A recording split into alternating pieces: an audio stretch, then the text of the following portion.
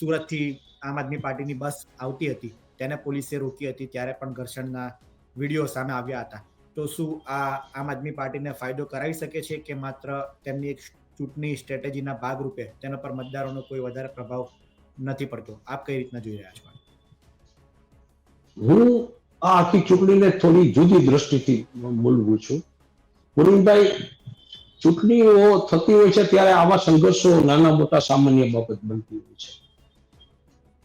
વિસાવદર અને ભેસાણના મતદારો છે ને, હવે વર્ષોથી મતદાન કરીને પીઢ મતદારો થઈ ગયા છે. ક્યારેક રાજકીય દ્રષ્ટિકોણથી ઉમેદવારો જ્યારે આવી વાતો કરીને સનસનાટી ફેલાવવાનો પ્રયાસ કરતા હોય, હું એમ માનું છું કે આવી બધી વાતો મતદારો ઉપર બહુ મોટી અસર કરતા હોતા નથી. ઠીક છે, કાયદા વ્યવસ્થાના ભંગની ફરિયાદો કરવાનો દરેકને અધિકાર છે. એમાં પછી સામાન્ય પ્રજામાંથી પણ કોઈ મતદાન કરી શકે કે ઉમેદવારો, કોઈ પણ પક્ષના ઉમેદવારોએ નિયમનો ભંગ થતો હોય તો ફરિયાદ કરવી જોઈએ. પણ વિસાવદર અને ભેસાણના મતદારોએ નક્કી કરી લીધું છે કે અમારે શું કરવાનું છે. આવી ઘટનાઓ, આ જે માનો કે દારૂની વાત આવી હતી, પૈસા પકડાય છે, એ બધી વાતો એવી છે કે જે દરેક ચૂંટણીમાં નાની મોટી વાતો બનતી હોય છે.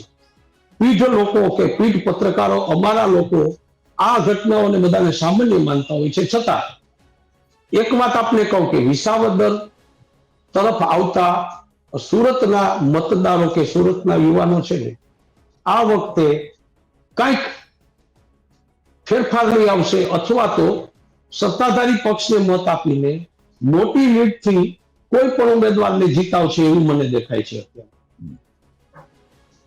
સાહેબ, ગોપાલ ઇટાલિયાની વાત કરીએ તો શરૂઆતથી ભાજપ એવા આરોપ લગાડી રહી છે કે બહારના ઉમેદવાર છે, સુરતથી હાર્યા છે એટલા માટે વિસાવદર આવ્યા છે. અગાઉ હર્ષ સંઘવી પણ ચૂંટણી પ્રચાર કરી ચૂક્યા છે, સી.આર. પાટીલ ચૂંટણી પ્રચાર કરી શક્યા છે, તેમણે પણ એવું કહ્યું છે. અને કિરીટ પટેલ જે છે તે પણ એક મજબૂત ઉમેદવાર ત્યાંના સ્થાનિક છે એટલે માનવામાં આવે છે. તો કેટલો પડકાર કિરીટ પટેલ અને ગોપાલ ઇટાલિયા બંને વચ્ચે આ જે જંગ છે તેને આપ કઈ રીતના જોઈ રહ્યા છો? વેલ, ભાઈ, હું તમને કહું કે આપે ગોપાલ ઇટાલિયા રૂપી ઉમેદવારને લગભગ ચૂંટણીની તારીખ પહેલા 2.5 કે 3 મહિના પહેલાથી જાહેર કરીને ત્યાં મૂકી દીધા છે. એટલે પ્રથમ તબક્કો તો ગોપાલ ઇટાલિયા એટલે આપે જીતી લીધો છે વિસાવદર અને ભેસાણ પંથકમાં. જે વ્યૂહરચનાના તબક્કા હોય છે કે યુદ્ધ જીતવા માટે તમારે વ્યૂહ બનાવવા પડે છે. આ ચૂંટણી પણ એક પ્રકારનું યુદ્ધ માનીએ, સ્પર્ધા માનીએ. તો પ્રથમ તબક્કામાં આપે પોતાના ઉમેદવાર વેલો મૂકીને 165 ગામડાઓમાંથી લગભગ 150 ગામડાઓમાં ગોપાલ ઇટાલિયાએ લગભગ એકાદ મહિનામાં ઝડપી ચૂંટણી પ્રવાસ કરીને પોતાની વાત ક્યાંક મતદારોના મગજમાં ઉતારવામાં ગોપાલભાઈ પ્રથમ તબક્કામાં સફળ થયા છે. હવે કોંગ્રેસે ઉમેદવાર ખૂબ મોડો જાહેર કર્યો એટલે લગભગ એ સ્પર્ધામાં ન હોય ને એવું વાતાવરણ કોંગ્રેસે જાતે ઊભું કરી દીધું છે.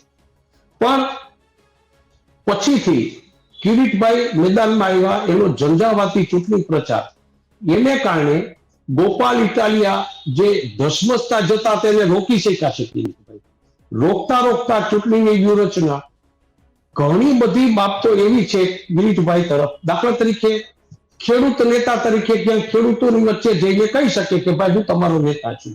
એની પાસે ભાજપ કેડરદાયી પાર્ટીના કાર્યકરો છે. પછી દરેક